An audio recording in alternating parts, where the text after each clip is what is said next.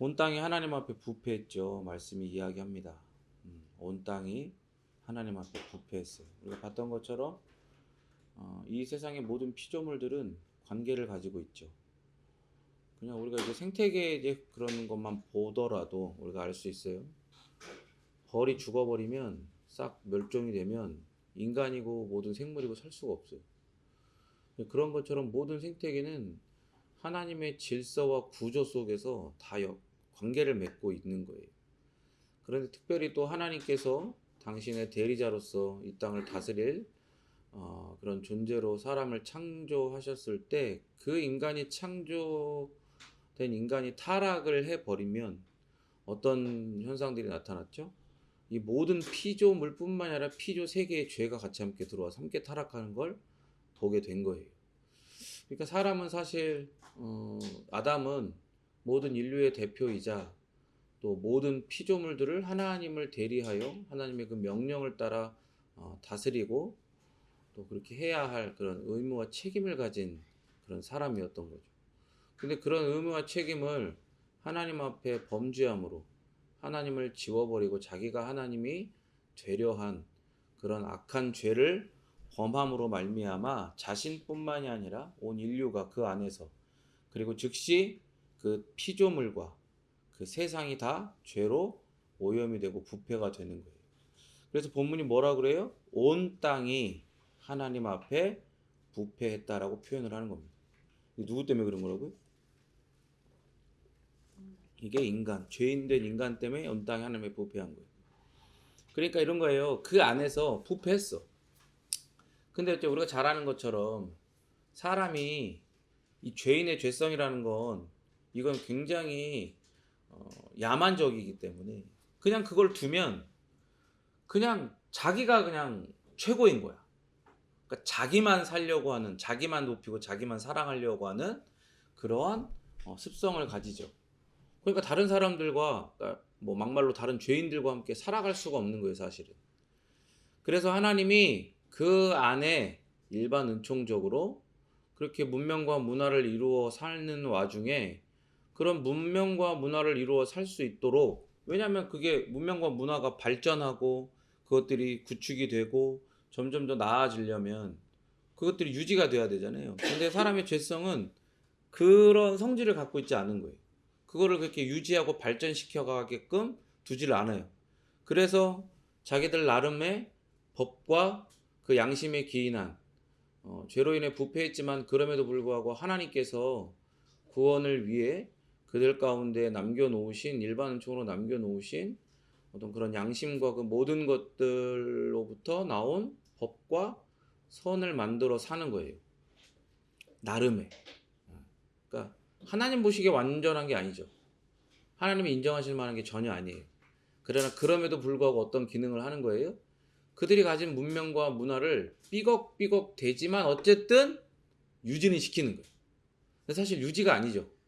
점점 더 뭐가 어떻게 되냐? 성경은 그걸 후퇴한다 그래요. 점점 더 부패하고 점점 더 망해가는 거예요. 어쨌든 나름의 법과 선을 만들어 살아요. 그럼에도 그건 하나님의 기준이 아니죠. 절대로 하나님의 기준이 아니에요. 나름대로 살았고 애를 썼는데 그래도 뭐 법도 만들고 지키고 선을 이루기 위해서 도덕적으로 윤리적으로 살려고 애를 썼는데 너무한 거 아니냐 그렇게까지 얘기하면 이렇게 얘기할 수 있지만 그런 악다무니를 쓰려면 그런 어거지를 부리려면 이 죄인이라는 존재가 창조주와 동등한 존재성을 가져야 돼. 그래서 하나님의 기준대로 행할 수 있어야 되는 거예요. 그래서 그렇게 하다가 뭔가 좀 실수를 했다거나 굳이 애들로 얘기하면 실수를 했다거나 삐끗해서 그럼 좀 너무한 거 아니라고 얘기할 수 있는 거예요. 그제서야. 그러나 인간이 이룩하고 그리고 우리가 이제 전 본문들을 통해서 보았던 거죠. 우리가 이 6장 앞에서 나오는 것처럼 하나님의 계보와 또한 그 람의 계, 그죠? 가인의 계보 그렇게 섞여버린 그런 세상의 문명과 문화는 부패하고 포악함이 땅에 가득하게 만들어 버리는 거죠. 그걸 성경이 이야기하는 거예요. 그러니까 이걸 왜 이런 표현들을 하냐? 부패하고 포악함이 땅에 가득하다. 왜 이런 표현들을 하냐면 자기들도 나름대로 했다는 거예요. 하나님도 그걸 안다는 거죠. 그러나 이게 잘못된 것 같습니다가 아니라 그게 아니라는 거야. 아예 처음부터. 내가 아는데 니네 나름대로 해보려고 한 건 아는데 해보다가 그리고 나름대로 해보려고 하다가 조금 잘못되고 실수한 거예요 라고 너희들은 주장하지만 그게 아니라는 거예요. 그런 표현을 그런 거를 하나님은 이 말씀 가운데에서 부패하고 포악함이 땅에 가득하다라는 표현들을 통해서 그걸 지적하시는 거예요. 그러니까 포악함이라는 건 죄로 인해 하나님을 알만한 생명이 없는 인간이 하나님께서 창조하신 세상을 사납고 악독하게 부패시켜 나가는 거예요. 그러니까 그냥 내가 죄인이야. 그러고 싶지 않아. 내 마음에 조금이라도 이 세상을 막 더럽게 부패하게 막 그렇게 만들고 싶은 마음이 조금이라도 진짜 없어. 그러니까 막 어쩔 수 없이 그렇게 돼.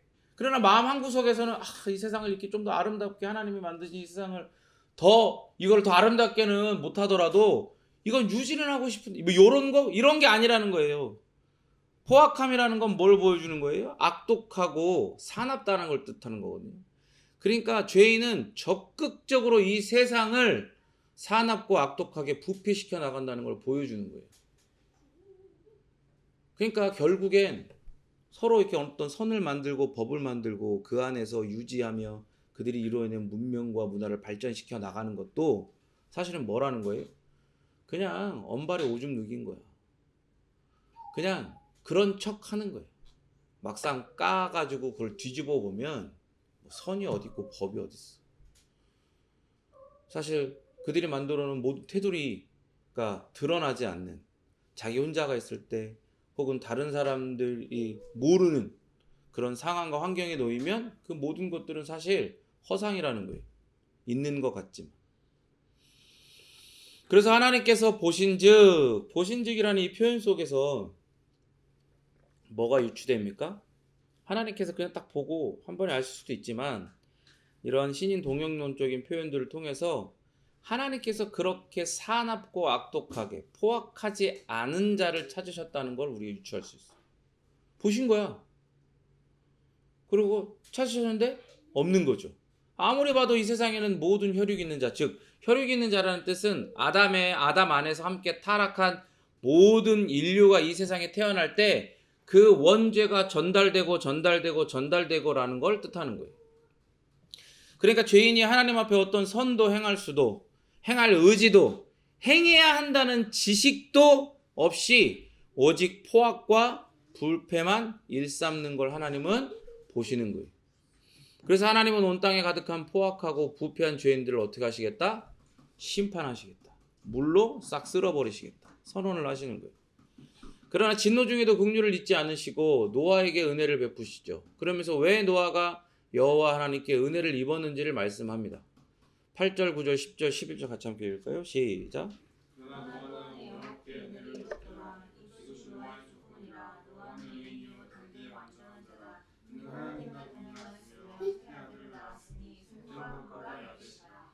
저희가 계속 살펴보겠지만 우리가 익히 아는 것처럼 노아가 정말 의인인가? 당대에 진짜 완전한 자인가? 하나님과 동행했다는데 그게 뭐 어느 정도인가? 정말 그래가지고 의인이고 완전하고 동행했기 때문에 그래서 그를 살리시고 심판 이후에 이 구속의 역사를 펼치시는 새로운 조상이 되게 하셨는가? 7절에 인간의 악함과 부패함을 한탄하시며 홍수 심판하실 것을 말씀하시죠. 그러고서 그러나 노아는 여호와께 은혜를 입었더라라고 말씀하시는 거예요. 그러니까 문맥을 잘 살펴봐야 돼요. 그러니까 구원자이신 하나님께 은혜를 입어야 되는 거예요. 그러니까 모든 사람이 다 죄를 범했어. 다 악해. 그 마음의 중심을 꿰뚫어 보시는 하나님에게는 노아도 하나님의 기준, 하나님의 그 눈, 그 거룩과 지극히 선하신 눈에는 그냥 똑같은 거야. 별반 다를 수밖에 없어. 별반 다르지 않아. 그런데 왜 노아는 여호와께 은혜를 입었더라 이 말이 나오냐? 구원자이신 하나님께 은혜를 입어야 되는 거예요. 여호와가 뭐라 그랬어요? 하나님이 구원이시다라는 뜻이라고 그랬잖아요. 그러니까 구원자이신 하나님께 은혜를 입은 거예요. 자신의 어떠함보다 오직 하나님의 사랑과 긍휼 그리고 자비와 인애의 결정이 먼저 있어야 이 은혜를 받는 거예요. 내가 뭔가를 잘해서 은혜를 받는 게 아니라 내가 정말로 이 세상 가운데서 의롭게 살려고 했고 이 당대에 이 더러운 세상과 타협하지 않으려 했고 하나님의 말씀을 들으며 하나님의 말씀 아래서 하나님과 동행하려 했고 그래서 하나님이 그를 은혜 입은 자로 택하신 게 아니라 이 말이에요. 노아는 하나님의 이 구원의 족보에 따라합니다. 주권적으로 선택된 거예요. 자기가 뭔가를 해서가 아니라 하나님의 우리는 다 이해할 수 없는 그러나 그 말씀을 통해 정확히 알 수 있는 하나님의 그 무한하고 완전하며 영원하신 지혜를 따라 그 구원의 족보에 주권적으로 선택된 자가 그게 노아예요. 그래서 그 노아에게 주권적인 선택을 따라 은혜를 베푸신 거예요. 그래서 그러나 노아는 여호와께 은혜를 입었더라라는 표현들이 나오는 겁니다. 그게 먼저잖아요. 우리가 말씀을 읽었던 것처럼 8절이 먼저인 거예요. 9절이 먼저해서 이게 노아의 족보다. 노아는 의인이고 당대와 완전하고 그가 하나님과 동행해서 여호와께 은혜를 입었다가 아니라니까. 그게 아니야. 근데 자꾸 신앙은 지금 이 시대의 사람들이 말하는 신앙은 9절이 먼저 나와야 8절이 따라 나온다라고 생각하는 게 지금 이 시대가 말하는 신앙이요 은혜란 말이죠. 그건 전혀 성경적인 게 아니에요. 하나님에게서 나오는 게 아니에요. 하나님에게서 나온 게 아니면 그건 은혜가 아니에요. 그를 의인이라 여기는 이유는요, 이제 이유로 나누겠지만 그의 의인됨과 완전하다는 기준과 능력 모두 사실은 하나님에게서 온 거라는 거예요. 7절에서 뭐라 그래요? 은혜로 주어졌다 그랬다. 8절에서 은혜를 입었더라. 그러나 은혜를 입었더라. 여호와 하나님께. 이 모든 것이 그의 의인됨이라는 표현, 그리고 완전하다는, 당대에 완전하다는 그런 하나님의 판단, 그리고 하나님과 동행할 수 있는 어떤 능력, 자격, 하여튼 뭐가 됐든지 간에 다 8절에서 하나님의 은혜로 주어진 거라는 걸 우리는 알아야 되는 거예요. 그래서 은혜로 그와 그의 자녀들이 은혜의 족보 안에 속하게 해주셨음을 말하는 거예요. 그 다음에 그리고 뭐라 그래요? 그때에라고 하죠. 그때에 11절에 그때가 뭐예요? 지금 문맥을 쭉 이어가면 그때에 하나님께서 노아를 택하시며 은혜를 베푸실 때에 그때 그 당시에 하나님 앞에 부패하고 포악한 게 가득한 땅에 살면서 이 하나님의 주권적이고 선제적인 은혜로 말미암아 하나님의 말씀 아래 있으며 하나님께 배운 그 노아를 하나님은 의롭다라고 여기신 거예요. 나중에 또 뭐 다음 주가 될지 그 다음 주가 될지 모르겠지만 뭘 배웠는지 때문에 그를 의롭다고 하시는 거예요. 그 시대에 어떤 포악하고 부패한 자들보다 완전하다라고 여겨주시는 거예요. 결이 다르다는 거지. 뭐 때문에? 하나님께서 내가 너와 너에게 베푼 은혜 때문에 너는 이 시대와 이 시대의 사람들 그 죄인들과 결이 달라졌다는 얘기를 하시는 거예요. 그러니까 뭐예요? 결국 은혜란 말이에요. 오직 은혜란 말이에요. 그래서 여러분 이 은혜가요 성경 전체를 꿰뚫어요. 성경 전체를 꿰뚫는다.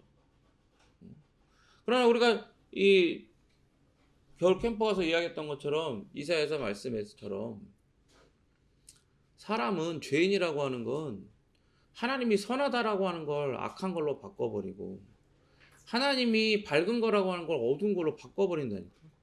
그러니까 전혀 아직까지 회심하지 못하고 하나님의 은혜를 입지 않은 자들은 하나님이 은혜로 되는 거다라고 말씀하시는데 그 은혜를 자기의 자기 공로 자기 열심으로 바꿔버리는 거야. 성경 전체를 꿰뚫어야 되는데 이 은혜가 성경 전체를 꿰뚫는 건데 그러니까 자기 의와 자기 공로와 자기 열심 이런 자기 3종 세트를 은혜와 동일한 걸로 여기는 사람은요 성경을 봐도 꿰뚫리지가 않는 거야. 성경이 다 그렇게만 보여. 꿰뚫리긴 꿰뚫리겠지. 나름대로 꿰뚫린다 생각하겠지. 그러나 자기 열심과 자기 공로와 자기 의를 뭔가를 해야 하나님이 은혜를 베푸시는구나라고 성경을 읽고 해석하는 거예요. 하지만 여러분, 성경 전체를 꿰뚫는 건 하나님의 은혜뿐입니다. 그리고 이 은혜가 실제하는, 정말로 존재하는 실체로 나타나게 되는데, 그걸 여호와 구원자 하나님께서 여자의 후손이라 말씀하시며 약속을 주신 거예요. 그 언약을 주셨던 거예요. 그러니까 우리는 노아에 대해 그의 믿음과 의로움과 완전함과 동행함 등등을 보면서 노아에게 시선을 고정해서는 안 돼요. 물론 이 노아뿐만 아니라 성경에 등장하는 모든 인물이 단 한 사람도 빼놓지 않고 예수 그리스도 외에는 모든 사람이기만 한 모든 인물에 대해서 성경이 언급할 때 우리는 그 사람 자체에게 절대로 시선을 고정하면 안 돼요.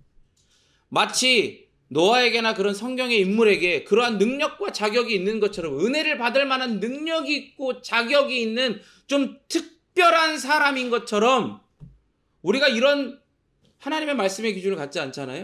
그러면 본능적으로 그렇게 오해한다니까요. 그게 우리의 본능이에요. 우리 죄성의 옛 본성이 그걸 자연스럽게 그렇게 오해하는 거야. 아, 내가 뭔가를 해야 해. 내가 뭔가를 기여해야 해. 나의 구원도 이 은혜에도 내가 뭔가를 할 수 있어야 해라고 그렇게 오해하고 혐오스럽게 착각하게 만드는 게 우리의 본성이라니까요. 그래서 그런 노아나 성경에 등장하는 인물들에게 뭔가 도덕적이고 윤리적인 어떤 능력과 자격을 본받을 게 있는 것처럼 그렇게 성경을 읽으면 안 되는 거예요. 성경을 그렇게 읽으면. 제가 어렸을 때 주일학교를 다녔던 교회가 성경을 그렇게 가르쳤어요.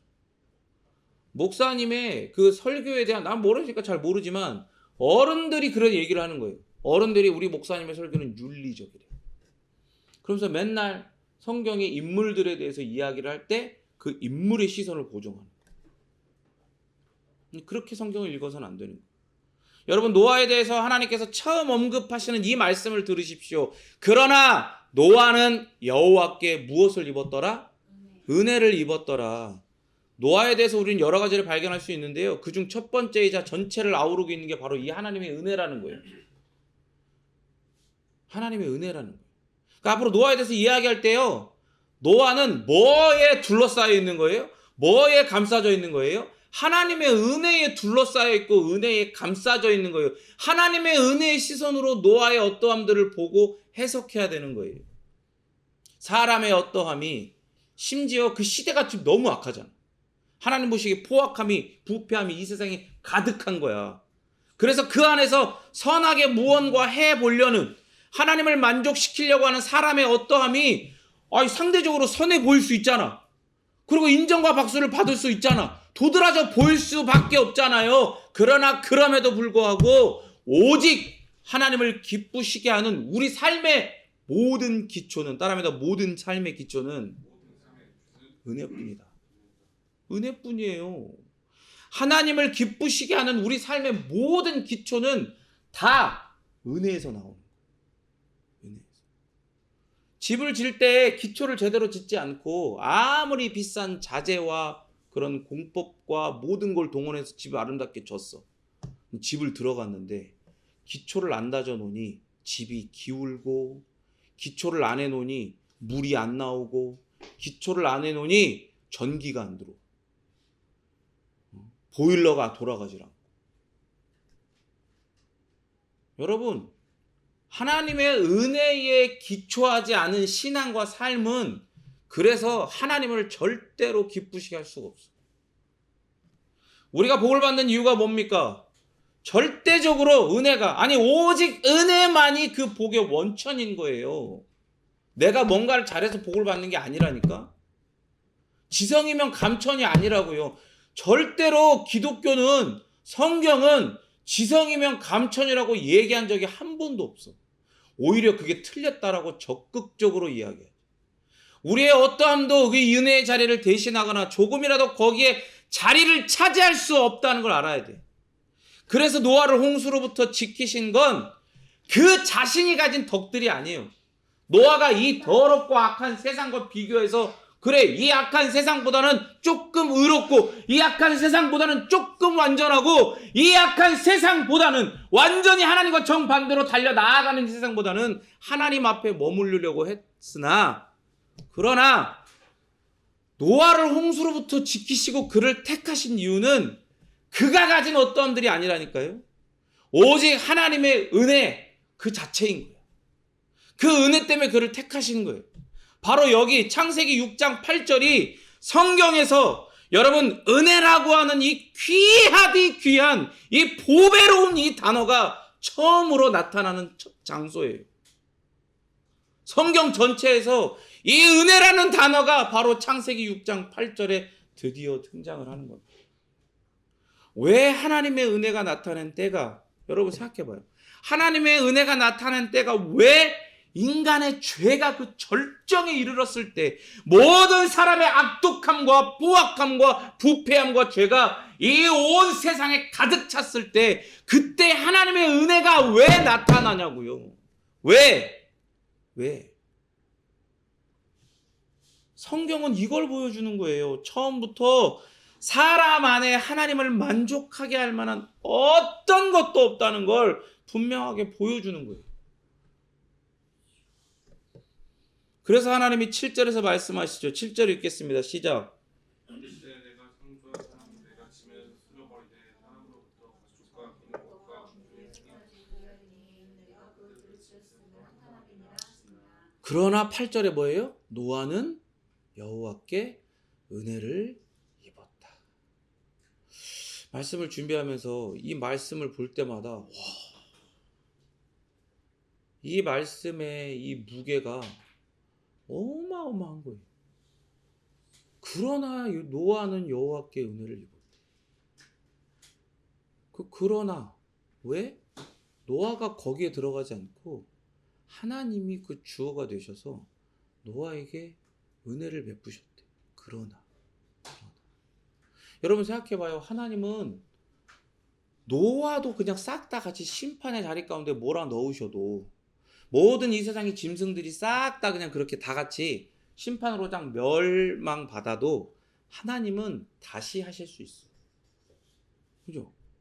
무에서 유를 창조하시는 그분이, 그 창조라는 이 거대한 작업이, 이 거대한 일이 하나님의 어떤 전능하심 가운데 100에서 한 30에서 40 정도를 소비하기 때문에, 그게 힘들어서 더럽고 치사하지만 그냥 요대로 한번 조금만 고쳐서 한번 가볼까? 이러시는 게 아니란 말이에요. 하나님의 그 완전하심과 전능하심 그 어떤 거에도 힘이 들거나 그 어떤 거가 소모되고 소비되는 게 아니란 말이에요. 그 창조라는 이 거대한 역사 앞에서도. 그러니까 하나님은 노아까지도, 이 모든 짐승들까지도 다 한꺼번에 죽이시고 새롭게 시작하셔도 하나님에게는 그것이 힘든 일도 아니고 하나님에게는 그럴 수 있는 정당한 권리가 있는 거예요. 근데 여러분 생각해 보세요. 그러나 노아는 은혜를 입었다.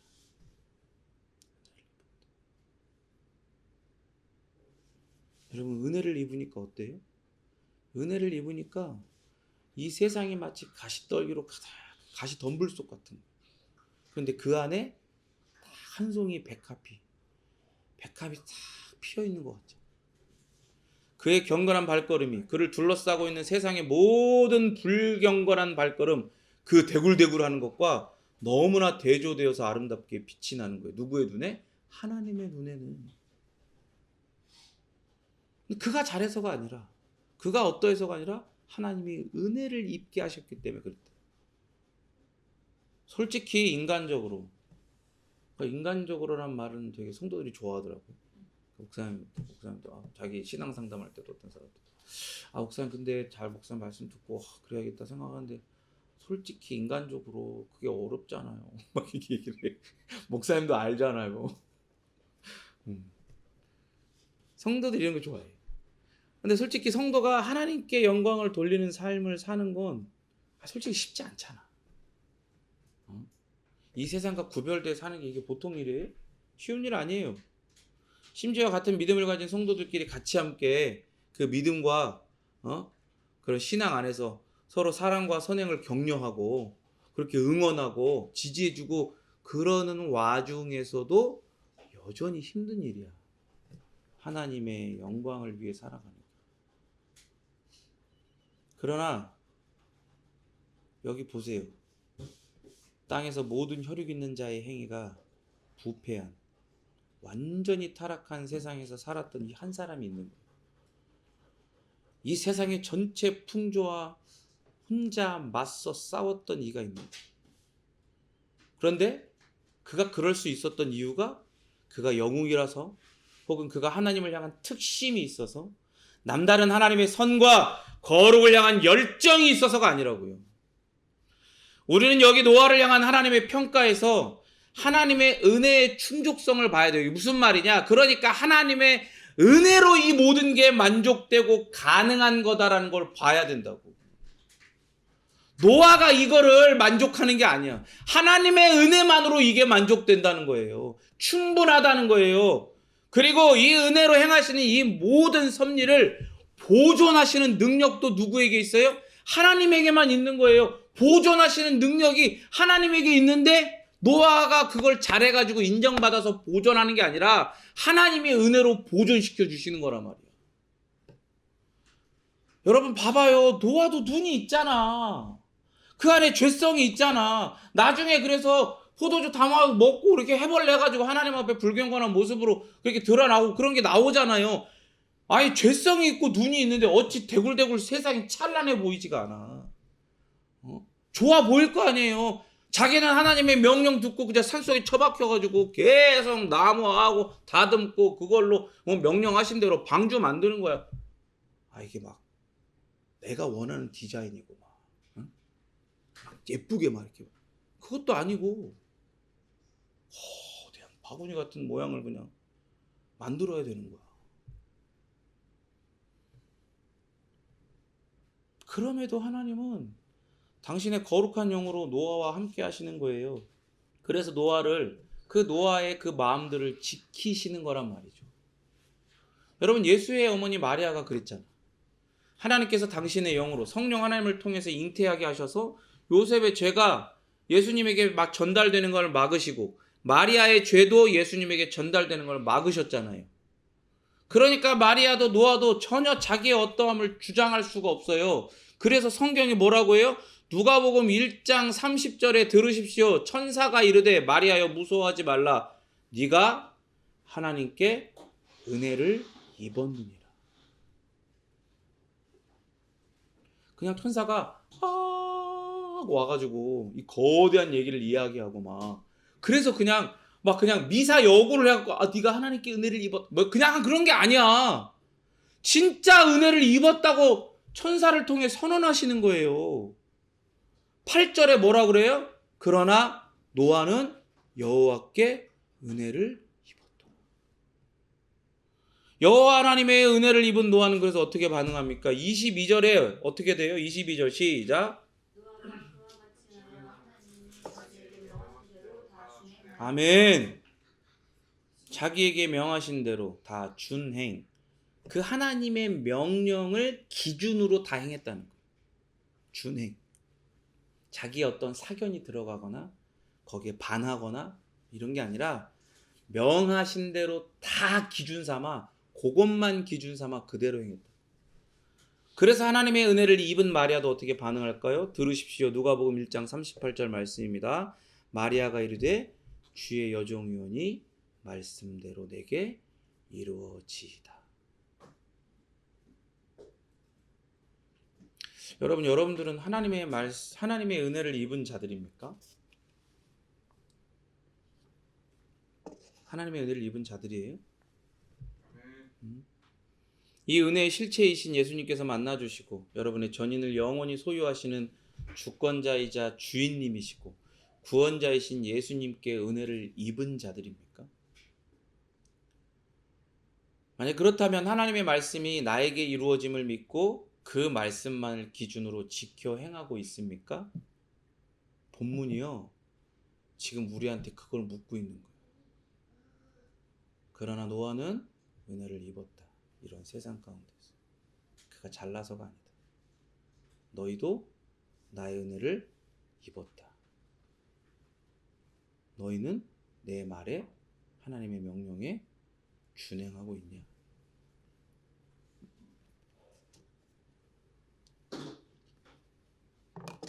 본문이 지금 우리에게 이걸 묻고 있는 거예요. 너는 노아처럼 마리아처럼 자기의 연약함과 허물과 죄로 인해 죽어있는 그 가련함과 비참함과 상관없이 은혜를 입은 자냐. 은혜를 입은 자답게 하나님의 말씀 아래 준행함으로 말씀이 내 삶과 이 구원의 거대한 역사에 온전히 이루어짐을 믿음으로 순종하고 있는 자냐. 그걸 묻고 있다고요. 그걸 묻고 있다. 여러분들이 여기에 네 그렇습니다라고 대답을 하려면 두 가지가 있어요. 첫 번째는 믿음이 있어야 되고요. 두 번째는 그 믿음이 헛된 믿음이 아니라는 진실된 행위가 있어요. 이 믿음과 행위가 어디서 만나는 거예요? 어디서? 경건의 자리에서 만나는 거예요. 여러분들이 말씀 앞에 그걸 기준 삼아 준행하고 그 말씀이 나에게 하나님의 종에게 다 이루어집니다라고 고백하는 그 경건의 자리에서 그 일들이 일어나는 거라고. 성경은 이런 노아의 상태 혹은 뭐 성격 이런 거를 창세기 6장 9절에서 지금 이야기하고 있죠. 지금 첫 번째로 그가 의인이라고 그랬어요. 의인이다라고 성경에서 처음 말한 사람도 노아야. 그러니까 은혜라는 단어가 처음 여기 등장하잖아요. 근데 그 다음에 9절에 처음으로 의인이라는 단어가 등장해요. 그럼 뭔가 그가 의롭다는 하나님의 평가, 최종적인 평가를 들을 만한 인생을 살았는가? 여러분 이걸 아셔야 돼요. 의롭다라고 하는 건 제가 항상 얘기하지만 그의 인생 딱 그 지점에서 하는 게 아니야. 현재 지점에서 의롭다, 의로운 그 과거와 과거의 모든 행적과 지금까지의 것들을 봐서가 아니라 그가 죽었을 때 하나님 앞에 부름 받았을 때 그 과거, 현재 그 자리까지 그 인생 전체를 통틀어서 전혀 흠이 없고 하나님의 기준에 만족이 되어야 의롭다라는 판단이 내려지는 거예요. 그러면 하나님은 그럴 수 있잖아요. 하나님은 영원한 현재를 사시니까 노아가 어떤 삶을 사실 걸 알아. 그러니까 그가 하나님 앞에 영원히 의롭게 죽기 전까지 의롭게 행할 것도 보시는 거야. 그럼 그래서 그를 향하여 의롭다, 의인이다라고 표현하신 거냐? 그런 게 아니죠. 하나님의 의롭다 하심은 아까도 얘기했지만 당신의 완전함이 반영이 되는 거예요. 완전히 의로워야 돼. 과거, 현재, 미래가 다 의로워야 돼. 실수도 없어야 돼요. 티끌도 점도 없어야 돼요. 그 인생의 처음에서 끝까지 완전히 실수도 없이 완전하게 의로워야 된단 말이에요. 그러나 노아는 그 정체성부터가 의롭다 하심을 얻을 수 없는 비참한 상태에 있는 죄인이라고요. 그럼 의롭다 하심은 오직 무엇로만 얻을 수 있어요? 로마서 5장 9절 함께 찾겠습니다. 로마서 5장 9절입니다. 로마서 5장 9절.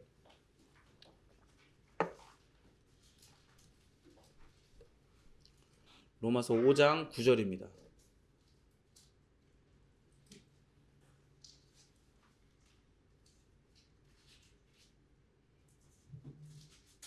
한 목소리로 시작.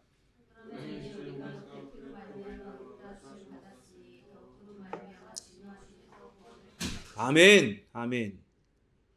오직 그의 피로 말미암아 의롭다 하심을 받는 것. 그러니까 오직 예수 그리스도의 피라고 하니까 피 흘리심만을 생각하고 십자가에서 그것만 생각하면 안 돼요. 그렇게 단편적으로 생각할 게 아니라고요. 아까 이야기했죠. 의는 그 사람의 뭐라고요? 그 사람의 인생 전부를 가지고 판단이 되는 거라고요. 그러니까 이 피를 흘리신 예수님의 삶 전체가 하나님의 의롭다 하심을 얻은 유일한 삶이에요. 이 세상에 아담 이후로 단 어떤 존재들도 어떤 사람도 예수님처럼 삶 전체로 하나님 앞에 의롭다 하심을 얻을 육체가 없어. 과거에도 그렇고 지금도 그렇고 앞으로도 무조건 그렇습니다. 이게 아니라고 헛소리를 짓거려대는 것들이 그게 이단이고 사이비가 되는 거예요.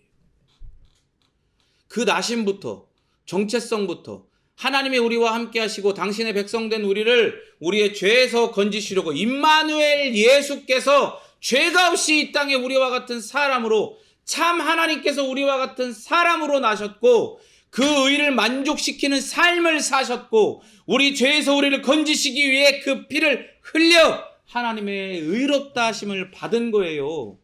그냥 십자가에서 딱 죽어갖고 피 흘려 오케이 땡큐 이게 아니라고요. 그래서 하나님의 의는 오직 예수 그리스도의 피로만 받는 거예요. 이걸 이해하셔야 돼요. 이 종합적인 걸 이해하셔야 돼요. 그러나 문제는 뭡니까? 예수님이 그 거룩한 삶과 피를 흘려 받으신 하나님의 의가 어떻게 나에게 지금 유의미해지는가? 그게 중요한 거 아니겠어요? 십자가의 사건은 벌써 2000년도 전에 일어난 일이고 예수님은 어떻게 생겼는지도 몰라. 그렇게 막 이렇게 머리 이렇게 파마 제대로 돼가지고 막 웨이브 제대로 먹어가지고 해가 이렇게 햇볕이 막 뭐 그런 거예요. 한동안 유행했거든요. 교회들이 다 막 예전에 막 교회에 있는데 그 저기 뭐야 이성진 목사님이랑 같이 그 교회를 이렇게 섬기고 있을 때 개척교회 섬기고 있을 때 막 어떤 아저씨가 찾아와. 그래서 그림을 쭉 늘어주는 거야. 그림을 쫙 늘어놓고 자기가 그렸대. 아니야. 인터넷 속에 다 돌아다니는 거야. 이걸 자기가 그렸대. 그래서 파는 거야. 여러분 뭔 말은 이거 뭔 그림인지 알걸요 보면? 지금 웃고 있어. 근데 예수님은 그렇게 생긴 게 아니에요. 성경은 뭐라 그래요? 볼품이 없다 그래. 우리가 흠모할 만한 어떤 형상이 없대요. 그러니까 위로가 돼요. 저 같은 경우 위로가 돼. 나도 정우성처럼 잘생긴 연예인처럼 그렇게 아이돌처럼 태어나면 어떤 삶을 살까 뭐 궁금하거든요. 좀 부럽다 이런 생각 가끔 드는데 그 말씀 때문에 위로가 되는 거지. 흠모할 게 없어. 예수님도 그렇게 사셨는데. 근데 보세요. 여러분 그 예수님이 내가 얼굴도 모르고 나와 2000년이라는 시간이 떨어져 있는 그 예수님이 한 게 이루신 모든 게 도대체 나와 어떻게 관계가 있어지냐고요. 그 모든 게 나에게 은혜로 유의미하게 주어지려면 어떻게 해야 되냐고요. 로마서 5장 1절 읽겠습니다. 그러니까 5장 찾았죠? 5장 1절 읽겠습니다. 시작.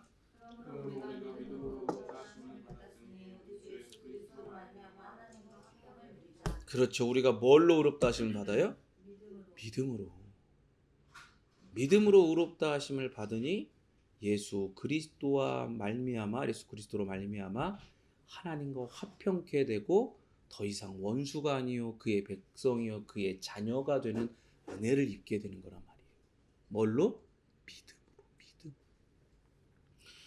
믿음으로 오직 예수 그리스도께서 하나님과 동등됨을 취할 것으로 여기지 아니하시고 이 땅에 우리와 같은 사람으로 우리의 새로운 대표로 나셔서 하나님의 말씀 앞에 온전히 준행하고 하나님의 말씀이 당신의 종 긍휼의 종인 저에게 이루어집니다 라고 하시며 나 대신 우리 대신 고난당하시고 피 흘려 십자가에 죽임 당하셨다는 걸 믿을 때 이 예수를 믿는 은혜를 입게 하실 때 우리는 하나님 앞에 의롭다, 의인이다 라고 선언을 받게 되는 거예요.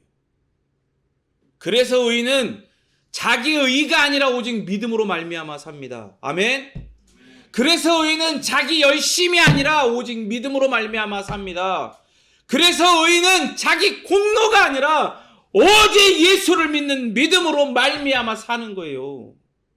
그래서 히브리서 11장에 기록된 15명의 위대한 믿음의 선진들 사이에 노아가 발견이 되는 거예요. 뭐라고 되어 있습니까? 히브리서 11장 7절에 믿음으로 노아는 아직 보이지 않는 일에 경고하심을 받아 경외함으로 방주를 준비하여 그 집을 구원하였으니 이로 말미암아 세상을 정죄하고 믿음을 따르는 의의 상속자가 되었느니라. 믿음이 의를 상속받게 하는 거예요. 전가받게 하는 거예요. 노아가 하나님 앞에 의롭다 하심을 받은 믿음은요, 하나님의 명령에 순종해서 경외함으로 방주를 준비한 걸로 드러나는 거예요. 두 번째로 노아에 대해서 어떻게 표현합니까? 그는 당대의 완전한 자였다라고 이야기하죠. 이 표현은 그 시대, 대굴대굴 세상이 주류인 시대에서 그들과 타협하지 않고 그들의 도덕적인 악으로부터 스스로를 분리시켰다는 뜻으로 해석할 수 있어요. 이게 왜 그렇게 되는 거예요? 하나님께 은혜를 입은 자들은요, 그렇게 말씀에 헌신하는 거예요. 은혜를 입은 자들의 특징이 뭐예요? 아까 마리아나 노아를 통해 보여준 것처럼 말씀에 헌신. 아니 아까 얘기한 노아가 눈이 없어? 자기 기준이 없어? 자기의 소견이 없어? 자기가 추구하는 가치나 뭐 이런 게 없어요? 다 있어요. 그런데 하나님이 명령하신 그 모든 말씀을 기준 삼아 거기에 준행하고 헌신된 인생이 되는 거예요. 마리아도 마찬가지 아니에요? 생각해봐. 그 시대, 다른 시대도 아니고 유대인들 이스라엘 거기서 우리가 그때 마태복음 할 때 배웠잖아요. 그 시대는 그 1세기의 그 시대는 지들 멋대로 율법을 해석해가지고 고춧가루 묻어 있는 거야. 접시에 고춧가루 묻어 있으면 너는 아내로서 탈락. 버려버리는 거야 그냥. 그러면 그 여자는 어떤 취급을 받겠어요? 그 모든 이스라엘 백성들 사이에서 고춧가루 같은 거 볼품없고 가치 없게 여겨지는 거예요. 부정하게 여겨지는 거란 말이에요. 그런 시대에 지금 하나님의 천사가 와서 뭐라고 해요? 네가 아이를 잉태할 거로 이름을 예수라 해. 근데 은혜를 입었다 그랬잖아. 그러니까 마리아가 뭐라 그래요? 당신의 모든 말씀이 당신의 종에게 그대로 이루어집니다. 라고 고백하는 거예요. 여러분 하나님께 은혜를 입은 자들은요 이렇게 말씀에 헌신하지 세상에 썩어 없어질 것에 헌신하지 않아요. 말씀에 몰두되지 세상에 없어지고 가치 없는 것 하나님 보시기에 썩어 없어지고 하나님 나라 가운데 가지고 들어올 수 없는 낙원 가운데 가지고 올 수 없는 것들에 몰두된 인생이 안 된단 말이에요. 마지막으로 그는 뭐라고 표현합니까? 하나님과 동행했다라고 하죠. 그거는 자신을 둘러싸고 있는 그 악으로부터 그 세상으로부터 자신을 지키기 위해 다른 걸 동원하는 게 아니에요. 자기 의와 열심과 공로 이런 걸 동원하는 게 아니라 하나님의 말씀 그 말씀으로 가르쳐 주시는 가치관과 세계관을 가지고 하나님과 함께 걷는 걸 의미합니다. 여러분들은 은혜를 입은 자들입니까? 다시 한번 묻겠습니다. 은혜를 입은 자들입니까? 그 뭘 통해 드러날 거냐고. 은혜를 입었다는 게. 은혜를 입었다는 게 여러분의 삶 가운데 무엇을 통해 드러날 거냐고. 내가 그렇게도 저주하면서 이야기하는 자기 의, 자기 공로, 자기 열심 그런 걸 내서 나는 은혜를 입은 자입니다. 이렇게 드러낼 거야? 티를 낼 거야?